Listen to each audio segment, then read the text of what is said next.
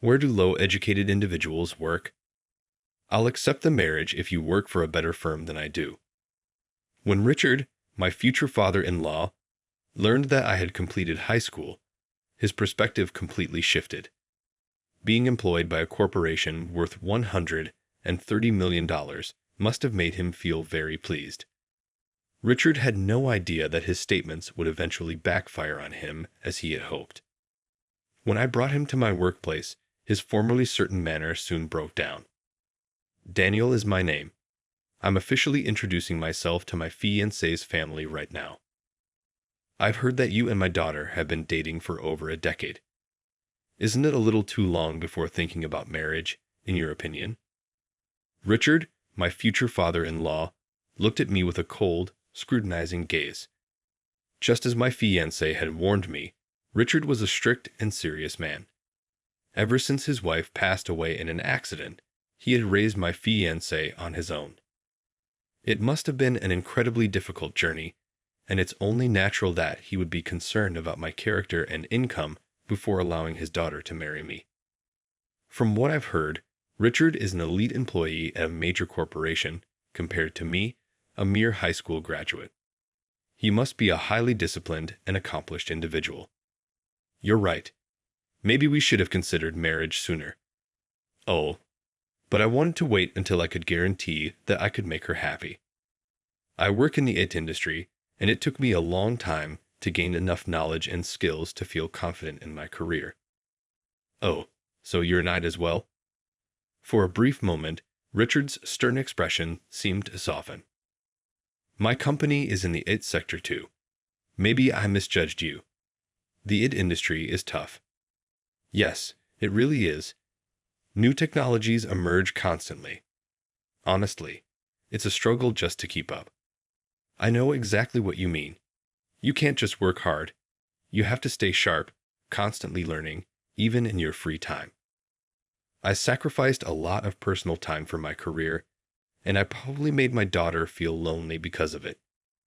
I've heard that you raised her all by yourself. I'm sure she understands and appreciates everything you've done for her.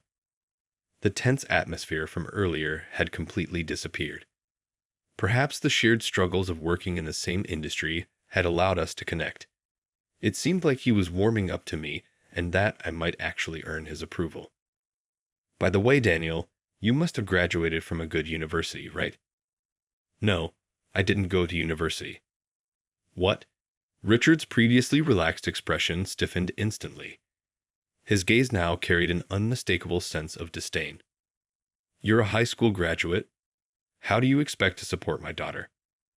Veins bulged on his forehead as he shouted. I've encountered people like Richard before, those who firmly believe in academic elitism. While education is everything, it's undeniably a form of status and can have a significant impact on lifetime earnings. So, in a way, I understood why he was angry. To him, trusting his precious daughter to a high school graduate must have seemed unthinkable. You said you work for an IT company, but I bet it's just some small, insignificant firm, isn't it? His tone was dripping with mockery. He was looking down on me simply because I was a high school graduate. I can't let my daughter marry someone like you. Please leave immediately. I remained silent and listened to Richard's words. This wasn't the first time I had experienced something like this. It reminded me of an incident nearly 10 years ago, back when I had been out of high school for about 3 years. This was a story from nearly 10 years ago. It was not something I liked to talk about, but my family was poor. My father passed away when I was small, and I was raised by only my mother. She couldn't afford to send me to university, and with her constantly battling illness, her income was barely enough to get by. I was barely surviving each day, so I could never bring myself to tell my frail mother that I wanted to go to university. Sigh, another day of overtime. Huh. After graduating high school, I found a job at a small local company near my home. The work was demanding, but the pay was low. As a fresh high school graduate, my tasks mostly consisted of organizing documents or preparing materials for meetings, nothing more than tedious, time-consuming work. Even a high school graduate should be able to handle filing. You should be grateful we're even letting you work here. I heard remarks like that almost every day. Honestly, it was painful. If it weren't for my sickly mother, I would have quit that job in a heartbeat. The salary was barely enough. I was never able to leave on time. Every day, I felt my mental and physical health deteriorating, drowning in a monotonous cycle of paperwork with no sense of fulfillment or enjoyment. And yet, I endured it for 3 long years, pushing myself to the limit, all because I wanted to make life a little easier for my mother. So when one day out of nowhere the company went under due to financial troubles, a part of me felt relieved. I was finally free from this miserable routine. That was my first thought, but what now? Being a high school graduate and unemployed, that's not a great situation, is it? There was no time to bask in the feeling of freedom. After all, I was just a high school graduate. Most companies weren't looking to hire someone like me. Even though my previous job was low-paying and dull, the fact that I had managed to secure a full-time position had all been a stroke of luck. Starting tomorrow, I'll have to job hunt again, or rather, look for a new job from scratch. I wasn't looking forward to it. For the past 3 years since high school, all I had done was file paperwork. How many companies would be eager to hire a high school graduate whose only skill was organizing documents? Slumping my shoulders, I left the office for the last time. I needed to go home and tell my mother about the company's closure. The thought weighed heavily on me. I intended to head straight home, but for some reason, my feet wouldn't move. There you are. Just then, someone appeared in front of me. It was her. Her name was Emily. She was an employee at one of our client companies. Looking back at that monotonous and exhausting job, the only thing I ever looked forward to was talking to Emily. We saw each other a few times a month for work-related matters. Since we were close in age, we had gone out for drinks together a few times. "Emily, what are you doing here? You look exhausted." Emily was catching her breath, hands on her knees, sweat glistening on her forehead, and the top button of her pantsuit was undone, probably to let in some air. She grabbed her collar, fanning herself before stepping closer to me. "Hey, why don't we start a company together?" "Huh? A company? You mean you want me to join yours?" "No, not that. I mean, let's start our own business. Your company went under, right? I actually just quit my job too." For a moment, I couldn't process what she was saying. The company she worked for was fairly large. It was nothing like the small, struggling firm I had been at. Even though I, a high school graduate, might not have been in a position to judge, Emily was undeniably talented. She was bright, proactive, and constantly came up with creative ideas that turned into successes. If she had stayed at her job, her future would have been secure. She would never have to worry about money, and in a few years, she would likely have climbed the corporate ladder to a respectable position. Why wait? Is this for my sake? Huh. Why would I quit my job just for you, Daniel? Well, yeah, I guess that wouldn't make sense. The idea that Emily had quit her job just to start a company with me was an embarrassing misunderstanding. My face felt hot. I had already planned to leave. The pay was good, but the company was full of older employees, and honestly, they were all pretty stubborn. Age, yeah, I get what you mean. They probably stuck to outdated methods, making everything inefficient and honestly, kind of boring. Companies that fail to adapt to the times don't last long. The company I had worked for was a perfect example of that. They clung to old-fashioned methods, refusing to embrace new technology. They simply wouldn't use it. The document filing job I had been doing was a prime example. All of it could have been managed digitally. Instead, everything had to be printed, checked manually, and stamped with a seal. Honestly, it was a complete waste of time. The future is in aita. But I don't have any knowledge or skills in that field. What about you, Emily? Me? Nope, but I have a plan, so it'll work out. Baseless confidence, but to me, in that moment, it was dazzling. With no degree, no job, and feeling like I had hit rock bottom, Emily's proposal seemed like something I could throw myself into completely. Something worth clinging to. To put it simply, I wanted to take a chance on her. After all, I was already at my lowest, so if things didn't work out, nothing would really change anyway. I heard your company went under, so I came straight over after submitting my resignation to recruit you myself. Well, thanks I guess. But why me? I'll say it again. I was just a high school graduate. I had spent 3 years in a company doing nothing but organizing documents and preparing presentation materials. Those weren't exactly impressive, marketable skills. I figured you'd be the only one willing to take a chance on my gamble. And besides, I see your value. My value? What do you mean, your personality? Daniel, you're patient, hardworking, and serious. I've always thought that if I ever started my own business, you'd be the first person I'd invite. She extended her hand toward me. So let's start this together. We're both starting from zero, but we'll figure it out somehow. If we fail, both of us would be out on the streets in a few years. But if we succeed, we make more money than we ever dreamed of. Maybe I could finally give my mother a better life. All right, I'll take that bet, Emily. I grasped her small hand firmly. For a moment, she winced slightly. Maybe I had squeezed a little too hard. Then, from now on, let's support each other. She smiled as she spoke, and for a second, it felt like a marriage proposal. The first few years after we started the company were nothing but struggle. First and foremost, neither of us had any real knowledge or experience in it.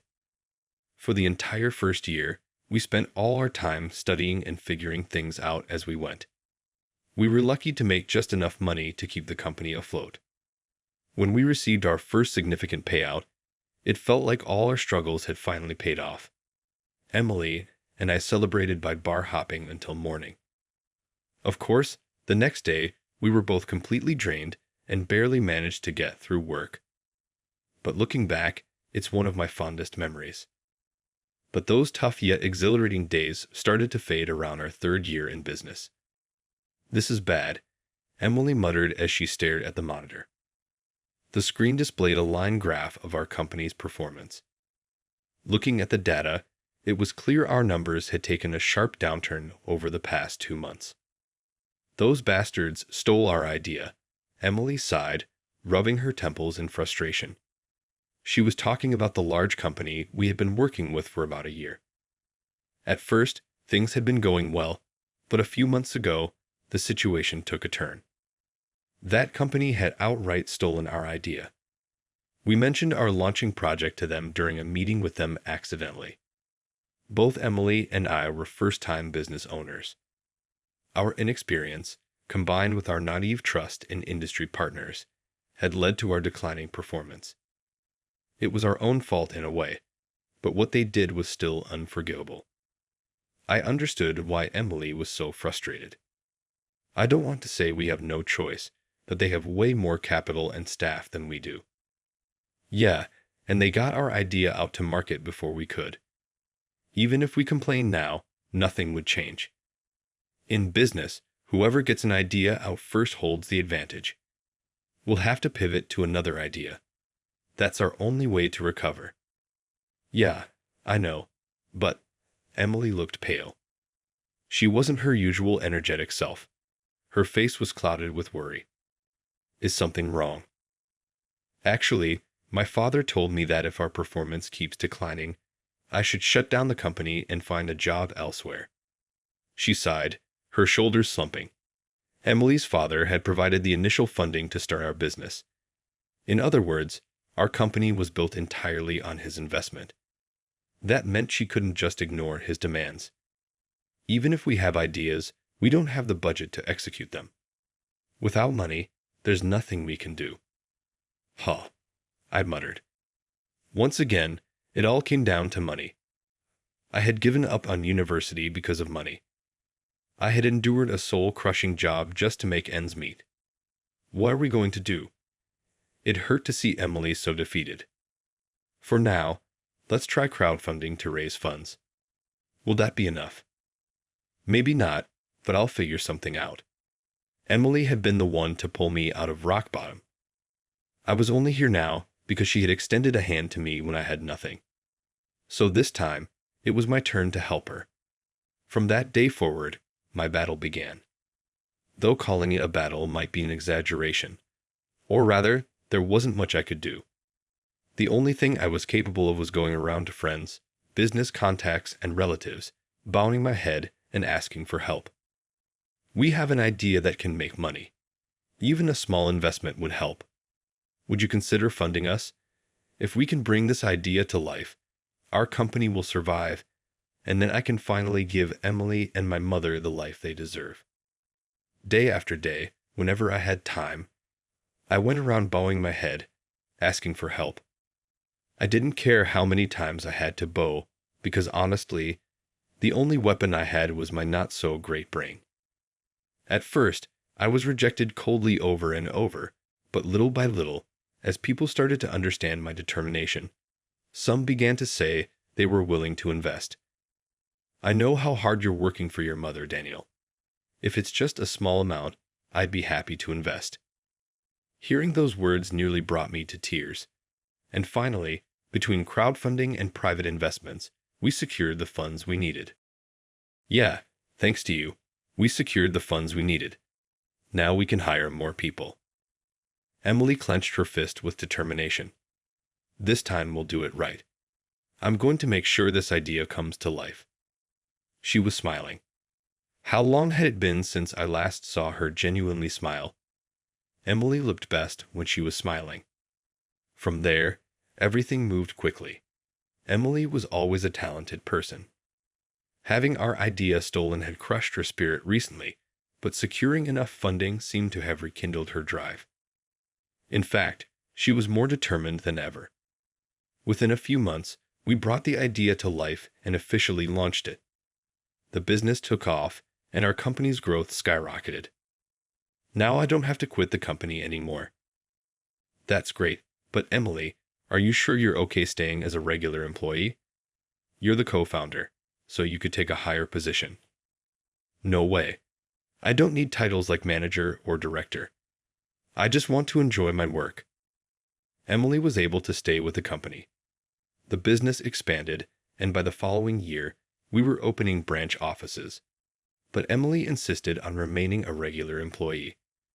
She dumped all the tedious executive work on me, happily staying busy with the projects she enjoyed. I liked seeing her that way. This was a story from a few years ago. Now our company has grown significantly with multiple branches across the country. Things have finally settled down, and naturally, the thought of marriage started crossing my mind. I'm home. Emily walked in. Richard clicked his tongue in disapproval, a deep frown on his face. Hey, why does it feel so tense in here? What happened? What happened?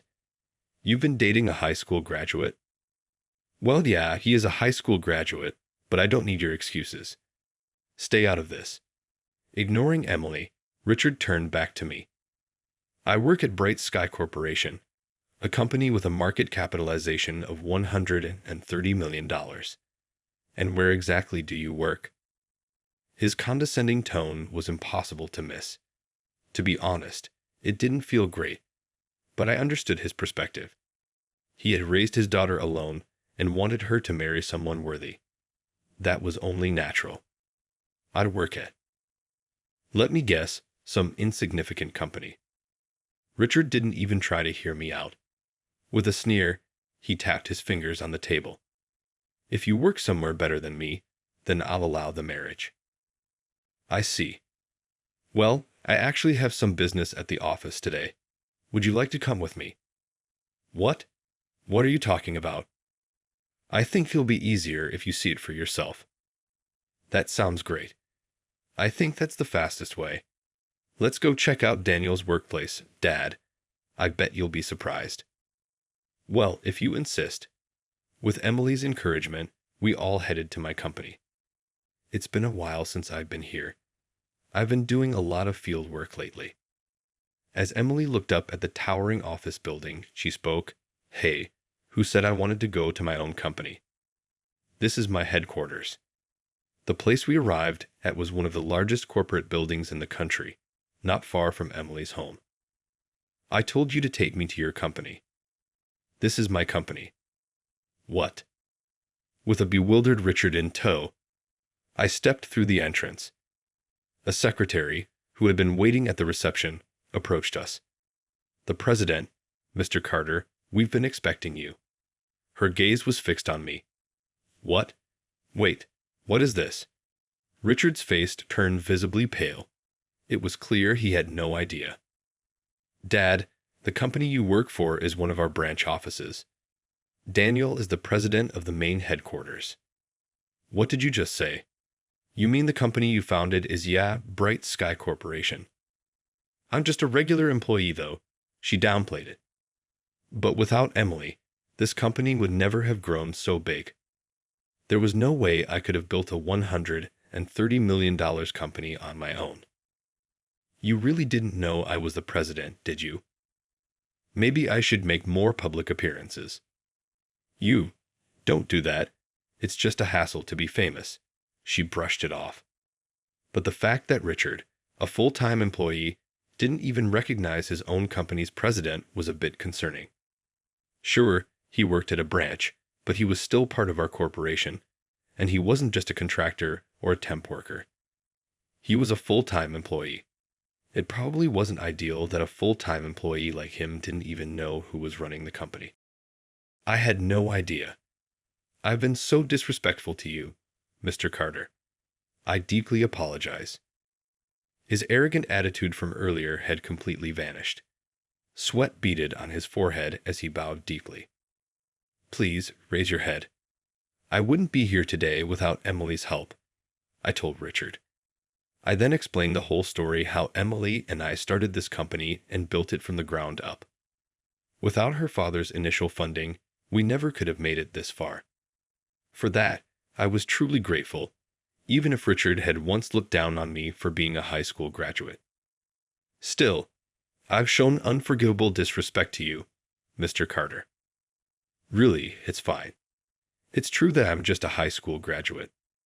"No, the truth is, my own parents didn't have much education either. We were poor, and I grew up struggling."